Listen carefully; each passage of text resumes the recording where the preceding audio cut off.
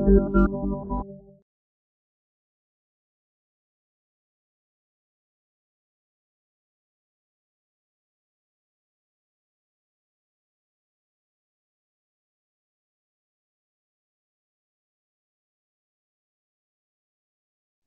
jadi ABNR itu berdiri tahun 67. Yang pendirinya kan ada 3 orang, Pak Ali Budiarjo, Pak Nugroho, dan Pak Boy Reksudi Putro. Jadi ABNR itu berdiri sejarahnya sejak tahun 67 itu agak berbeda dengan law firm sekarang ya. Jadinya itu terdiri dari orang-orang yang semua udah berpengalaman berpraktik dalam bidang hukum. Dan itu ceritanya panjang, cuman saya buat jadi pendek aja, tapi mungkin nanti kita bisa balik lagi ke cerita ini. Intinya ABNR terus seperti itu, terdiri dari orang-orang, jadi nggak ada kayak asosiatnya gitu ya. Dari sejak tahun 67 itu semua mereka hire orang-orang yang emang udah pengalaman di berbagai macam aktivitas dalam bidang hukum, baik di pemerintahan maupun di private atau dimanapun pernah kerja sebagai in-house counsel, segala seperti itu terus berjalan terus dan sampai akhirnya ada cooperation juga dengan law firm dari Belanda, dulu namanya Loef Claes Verbeke. Itu ada orang Belanda juga yang kerja di ABNR, terus ada Pak Gregory Churchill juga join. Itu semuanya itu terus berjalan sampai sekitar tahun 80. Jadi nggak ada asosiatnya tuh ABNR. Jadi semuanya dalam tanda kutip semuanya tuh partner semua. Jadi mereka berpraktek bersama-sama sampai tahun 80-an itu di mana mereka itu semua punya keahlian sendiri-sendiri dan mereka memberikan kontribusi ya sebagai partner di ABNR. Dan mulai tahun 80 itu kelihatannya udah mulai berbeda dan kalau misalnya lihat dari MKK dan Pak Adnan Buyung segala macam seperti itu kan MKK kalau nggak salah tahun 71 ya mereka berdirinya. Saya nggak tahu sejarahnya tepatnya seperti apa, tapi mungkin ada kemungkinan ada persamaan dengan ABNR juga waktu pada tahun 71 itu. Karena waktu dulu kan law firm yang non litigasi itu hampir nggak ada ya, nggak ada. Jadi semuanya tuh litigasi yang sifatnya prakteknya secara individual. Jadi kalau law firm yang sifatnya benar-benar law firm itu sangat jarang banget. Keluar MKK, terus ada Makarim, terus NSH kalau nggak salah ya, Nasution, lupa itu namanya. Itu habis itu ada LHGS kan, LHGS jadi HHP segala macam seperti itu. Jadi waktu tahun 80-an itu mulai itu ABNR realize bahwa memerlukan ada orang yang mensupport partner-partner ini gitu. Kalau nggak salah orangnya udah beberapa belas orang deh partnernya pada saat itu. Jadi mulai tahun 80-an tuh udah mulai hire associate, ada beberapa dan saya juga salah satu yang udah 80 akhir yang masuk tahun 89. Itu mungkin dari associate yang di hire pada tahun 80-an itu yang bertahan sampai sekarang, di mana saya tinggal satu-satunya nih yang masih di ABNR karena yang lain ada mendirikan kantor sendiri, ada yang pensiun, ada yang keluar. Ada 3 orang kalau nggak salah yang stay terus. Ada berdua deh, saya sama Rita itu berdua masih di ABNR. Ada Ibu Riki itu baru pensiun baru-baru ini. Dan sejak dari tahun 80-an itu kita mulai beroperasi lebih ke law firm yang lain gitu, lebih normal dalam arti bahwa ada partner, ada associate di ABNR itu. Dan itu terus berlangsung sampai sekarang. Seperti itu sejarah sejarah pendeknya gitu. Jadi memang ABNR ini memiliki sejarah panjang yang kemudian banyak begitu ya, banyak tanda kutip alumni dari ABNR yang kemudian membuat kantor sendiri dan masih ada yang bertahan, salah satunya Bang Emir gitu Bang ya. Iya. Sebenarnya kalau ABNR kalau dilihat dibandingin dari law firm lain nggak terlalu banyak ya perpecahannya gitu. Mungkin karena sistem atau apa, tapi pastinya ada yang keluar yang membuat law firm sendiri itu ada, cuman jumlahnya mungkin nggak sebanyak di law firm yang lain gitu.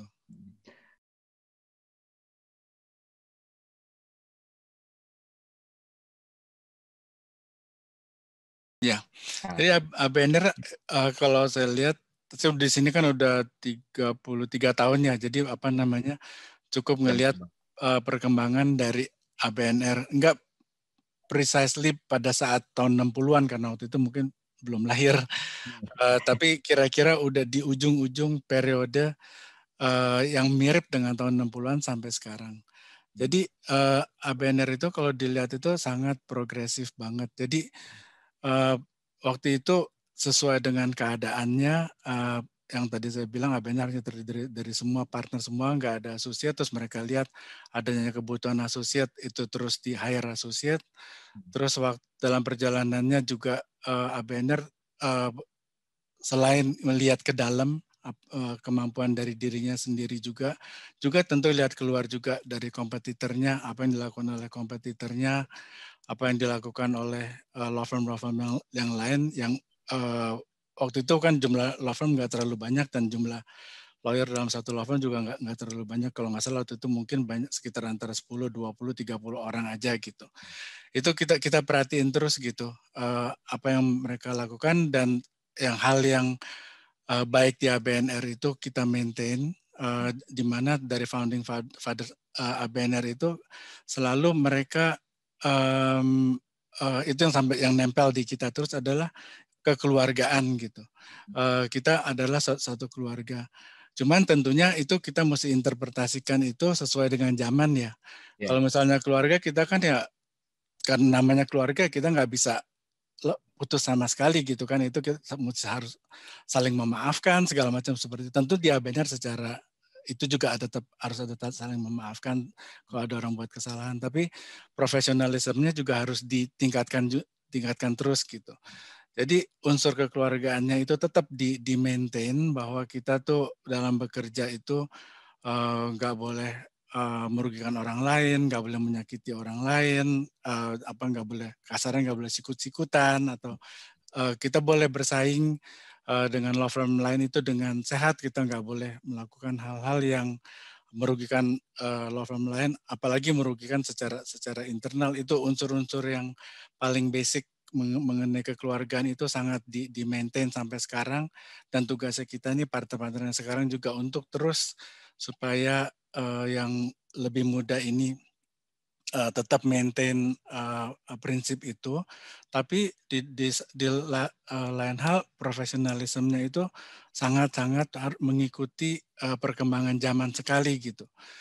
ABNR itu kan bisa dibilang 80-90% klien kita either internasional atau berhubungan dengan internasional. Jadinya kalau klien Indonesia pun kebanyakan yang bisnisnya sehubungan dengan internasional. Jadi kita harus mengikuti standar yang sangat tinggi banget gitu. Menurut standar internasional yang di mana ya negara lebih maju dari kita lah, Amerika, Inggris, Eropa, Jepang, sekarang malahan Cina udah jadi maju sekali gitu. Itu yang kita benar-benar harus ikutin dari mereka. Ikutin dalam arti kita harus mengikuti standarnya mereka dalam segala hal, dalam hal kualitas dari advice-nya, dalam hal teknologinya, dalam hal kecepatan kita merespon, dalam hal kerja keras untuk memberikan satu advice yang baik. Preciseness-nya juga kita juga berkembang dalam memberikan advice itu nggak hanya secara teori tapi prakteknya juga seperti apa. Itu benar-benar kita ikutin sekali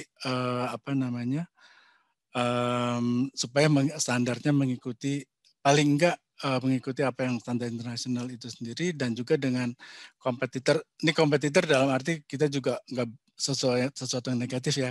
Kompetitor itu sesuatu yang positif. Kita berkompet dengan law firm yang lain itu dengan sehat. Itu kita pun juga lihat apa yang mereka lakukan, kita lakukan juga kalau itu bagus buat kita.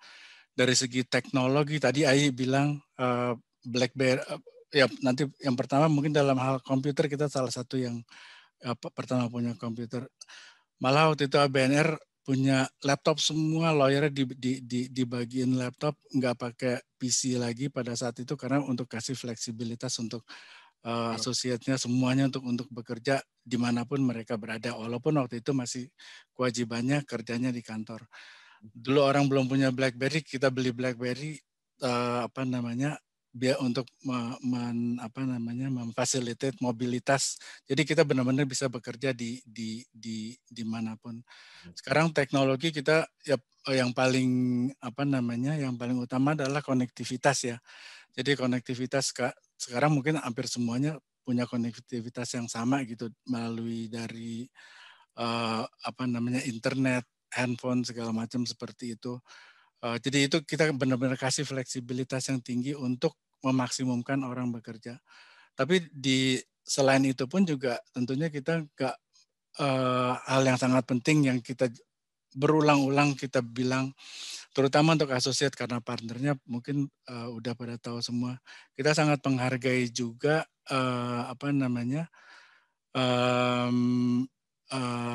bahwa setiap orang mempunyai prioritas tertentu, setiap orang punya keluarga, mempunyai hal-hal yang penting yang harus mereka prioritaskan dalam hidupnya selain pekerjaan.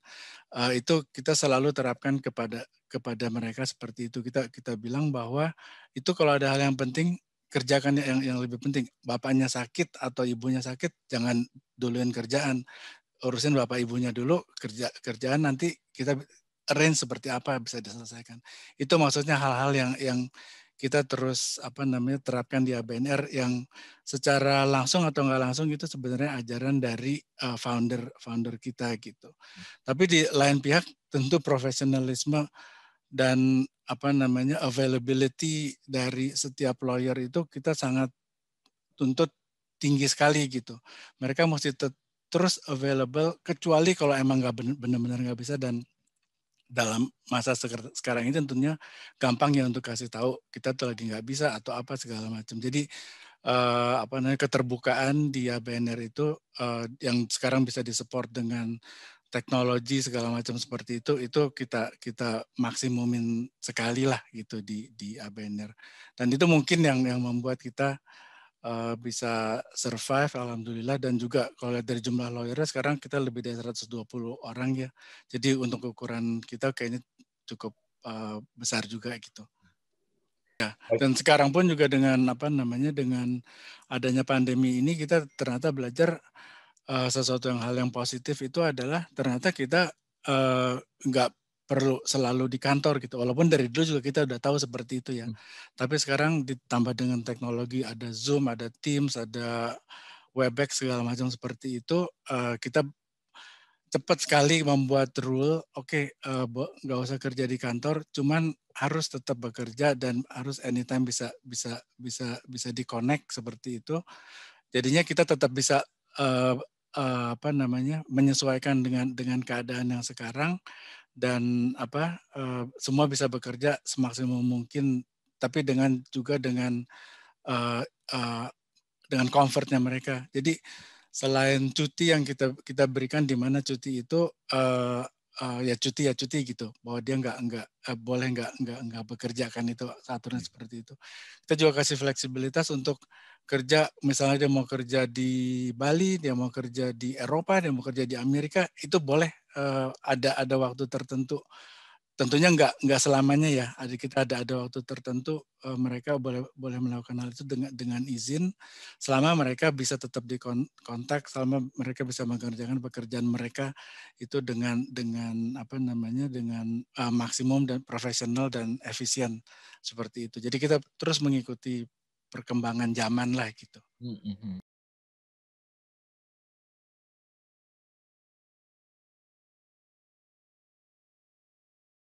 Banyak sekali sih tantangannya. Kalau dari awal dari historinya adalah tantangan di mana apakah kita pada saat itu ya tetap sebagai law firm yang hanya terdiri dari partner aja, apakah kita mesti banyak asosiatnya. Akhirnya ya dari perkembangan zaman gimana menjadi pekerjaan menjadi efektif, efisien, ya kita mesti mengikuti perkembangan zaman pada saat itu gitu. Jadi akhirnya kita sekarang lebih banyak associate dibandingin partnernya, itu udah bergeser.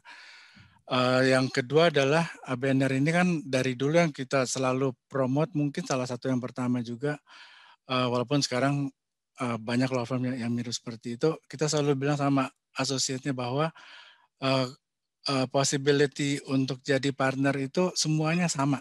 Jadi kita ini kalau dibilang salah satu prinsip yang secara langsung tidak langsung dikasih oleh founder kita, kita sangat hormati itu, mereka nggak merasa bahwa ABNR ini punya certain individual gitu punya ABNR ini. Jadi partner ini hanya mungkin bisa ditranslate sebagai caretaker aja. Namanya ABNR, partner yang caretaker pada saat itu, dan kita harus selalu siap untuk memberikan ke generasi selanjutnya secara estafet, dan itu harus berjalan terus menerus.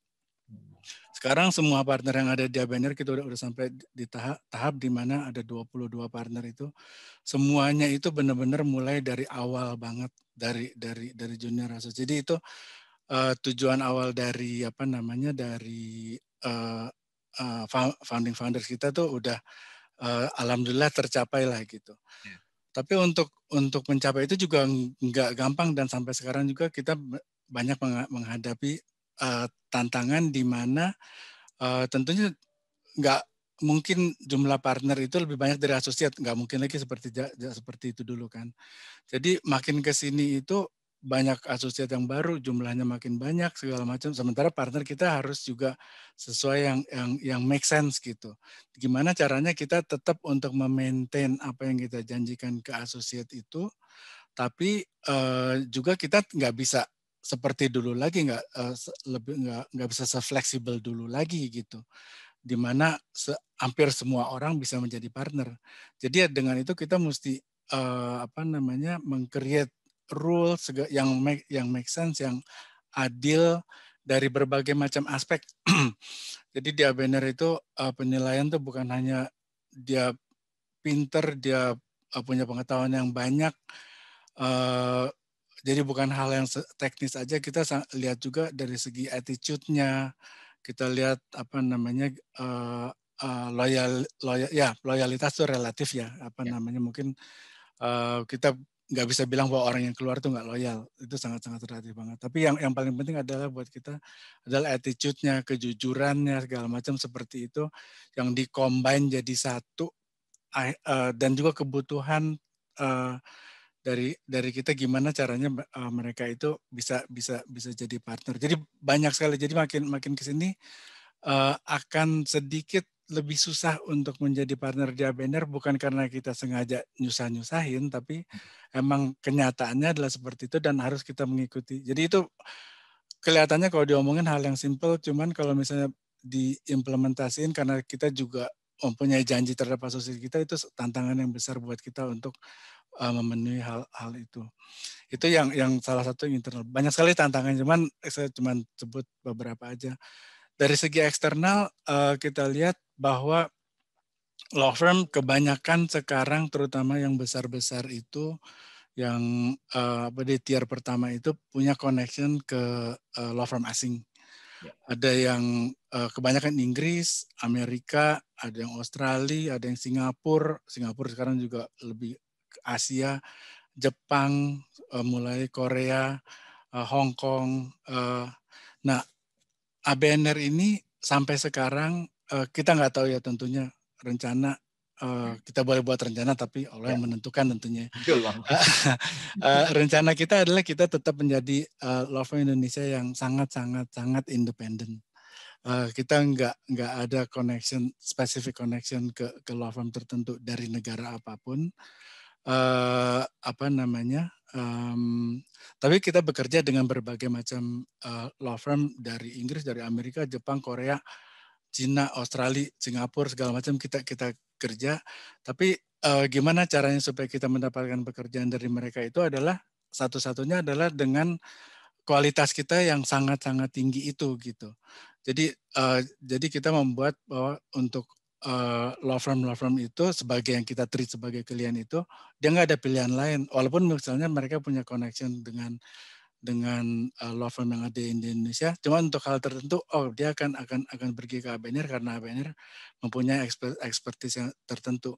Itu yang sebenarnya cukup berat buat kita karena itu tujuan kita mau maintain high quality banget untuk supaya karena kita nggak ada yang menjamin source of pekerjaan kita karena independensinya kita itu satu-satunya cara untuk supaya kita dapat kerjaan itu adalah ya kita harus mengerjakan sesuatu yang sangat-sangat bagus dan itu sampai ke klien lokal ataupun asing, termasuk law firm itu juga, dan sampainya nggak dengan cara promosi, kita bilang ngomong-ngomong ke mereka, kita bagus loh, gitu. Karena kita yakin bahwa promosi seperti itu hampir pasti, walaupun nggak 100% pasti, hampir pasti nggak akan jalan. Promosi yang bagus itu adalah dengan kita bekerja bagus, orang lihat kita kerja bagus, dan orang mau merekomen kita ke orang lain.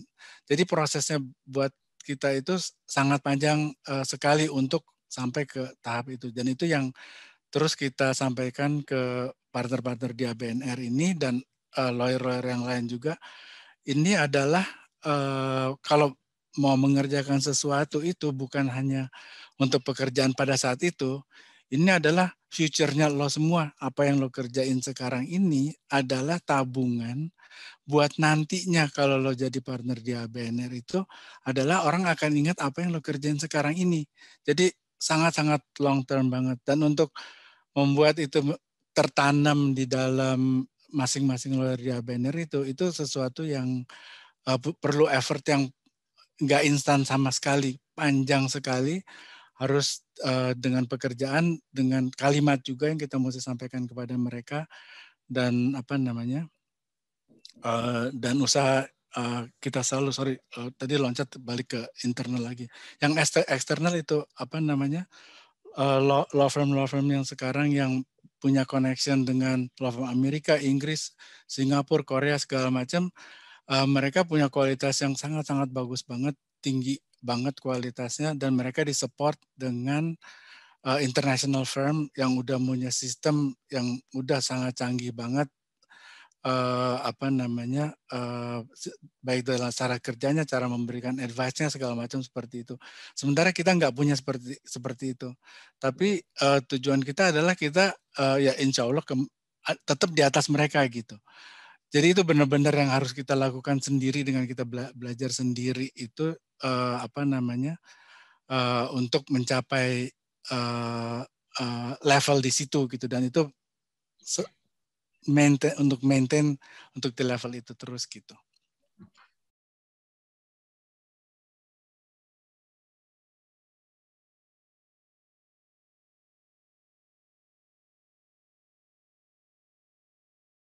Ini juga salah satu kata-kata yang kita dengar dari yang para founding fathers dan lawyer-lawyer yang tua di ABNR itu, bahwa pekerjaan hukum itu sebenarnya nggak akan ada habisnya dalam keadaan apapun, kecuali kalau perang atau apa seperti itu sesuatu yang luar biasa sekali gitu ya. Dalam hal negara maju pasti akan kerjaan lebih banyak. Dalam hal negara susah akan banyak pekerjaan hukum juga. Mungkin dalam hal negara yang stagnan ya, maksudnya itu mungkin pekerjaan akan lebih berkurang justru. Stagnan dalam arti bukan stagnan bagus ya, stagnan yang setengah-setengah mau jelek cuman nggak jadi-jadi, itu karena orang banyak tertahan di melakukan transaksi. Itu mungkin dalam hal itu yang kalau kita lihat pekerjaan nggak begitu bagus. Tapi in any case saya dikasih pesan akan ada itu pekerjaan. Sekarang gimana caranya kita untuk mendapatkan pekerjaan itu sendiri gitu. Tentu yang pertama marketing, yang kedua yang tadi sebenarnya yang saya bilang dari pertama itu, yang sebenarnya ajaran dari awal dari ABNR itu adalah gimana kita mengerjakan pekerjaan kita yang sekarang ini dengan cara yang paling baik, paling efisien dalam segala hal. Jadi itu dan juga di support dengan bahwa ABNR itu emang udah punya nama juga gitu. Bahwa seseorang pasti akan ingat ABNR, either mereka datang ke ABNR atau enggak, atau mereka memilih beberapa law firm akhirnya menunjuk ABNR apa enggak. Itu soal yang lain. Tapi di ABNR di Indonesia ABNR ini udah ada. Jadi udah ada namanya. Jadi dengan kombinasi bahwa kita exist, sudah ada existence-nya, dan kita mempertahankan kualitas pekerjaan yang sangat bagus dan sangat tinggi itu, kita akan insya Allah akan terus mendapatkan pekerjaan ya dari manapun itu gitu. Karena itu apa namanya hampir nggak mungkin lah simply karena misalnya ada law firm yang misalnya pengalamannya jauh di bawah ABNR, tapi dia bisa mempromosikan dirinya dan dia marketing dan dia ini kita ngomong sesuatu yang positif semua, maksudnya nggak ada sesuatu yang apa namanya yang negatif gitu, apa namanya secara teori dan secara praktikal hampir nggak mungkin bahwa klien itu terutama yang high profile itu akan memilih law firm itu gitu dibandingin dengan ABNR, karena dengan pengalaman kita dan kualitas yang mereka tahu sebelumnya, walaupun mungkin kita nggak melakukan marketing apa-apa ke dia gitu. Jadi kunci yang paling utama yang kita terapkan walaupun itu nggak secara eksplisit adalah benar-benar memaintain kualitas pekerjaan yang paling tinggi sekali gitu di yang mungkin kita dapetin. Jadi kita bisa bertahan. Termasuk juga waktu tahun 97-98 ya. Waktu itu kan ya juga benar-benar bagian dari itu gitu. Waktu itu saya udah apa namanya baru jadi partner tahun 97 itu. Itu saya pikir waduh ini sih mati lah kayak begini gitu.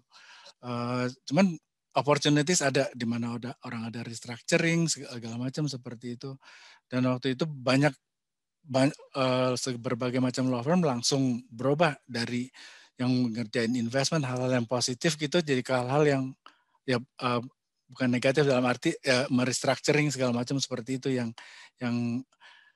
sifatnya pekerjaannya available pada saat itu. Tapi waktu itu saya perhatiin banget, waktu itu saya masih sangat muda banget, dan waktu itu gimana caranya kok bisa tetap mendapatkan pekerjaan. Ya ternyata yang para lawyer-lawyer yang lebih lama di ABNR itu yang mereka terapin. Mereka pelajarin apa yang akan mereka kerjain, mereka maksimumin waktu mereka, dan gimana caranya untuk mendapatkan memberikan satu service yang bagus ke 1-2 klien yang dimana didengar sama yang lain lagi dan terus berkembang seperti itu. Jadi itu yang kita terapkan sekarang, bukan pekerjaan yang mudah juga, karena juga tentunya yang dalam pekerjaan juga banyak yang komplain yang mungkin terlalu demanding segala macam seperti itu. Cuman ya itu kita mesti pintar-pintar gimana caranya untuk convince yang lawyer yang muda ini bahwa ini adalah untuk tabungan untuk future-nya mereka. Jadi itu sih tentunya. Selain itu juga ada marketing yang sifatnya fisikal ya, kayak misalnya kita kasih seminar, kita approach klien seperti itu. Cuman dari pengalaman saya lebih dari 30 tahun itu, apa namanya, yang kita lihat 80% pekerjaan kita tuh bukan ditentukan dari yang physical marketing itu sebenarnya. Dengan status ABNR sebagai independent lawyer ya, mungkin kalau yang punya connection ke international firm mungkin udah ada supply-nya atau gimana, lebih apa namanya, lebih ada guaranteed pekerjaannya. Kalau kita karena nggak ada sama sekali, ya itu kita cuman modal kita yang utama adalah untuk tetap memberikan kualitas yang terbaik, kecepatan yang maksimum mungkin, seefisien mungkin dengan fee yang reasonable untuk kliennya. Nggak bisa terlalu mahal, nggak bisa terlalu murah juga. Orang kalau bisa dikasih fee quote, dikasih misalnya pasarannya 50.000, oh kita 2.500 langsung pergi.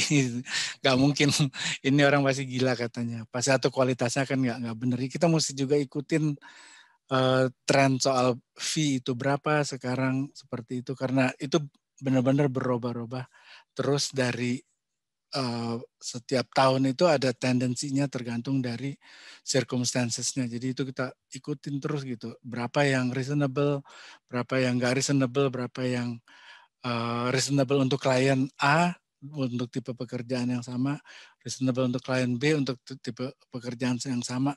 Itu sangat kita perhatikan banget berbagai macam aspek itu selain juga kualitas pekerjaan. Nah itu yang ramuannya yang segitu banyak sekali itu yang mesti dijadiin satu yang kita sampai sekarang alhamdulillah bisa eksis terus, dan kedepannya juga yang sampai saat ini kita pikirkan akan terjadi adalah seperti itu buat kita gitu, karena kita nggak punya pilihan lain selain bekerja keras itu.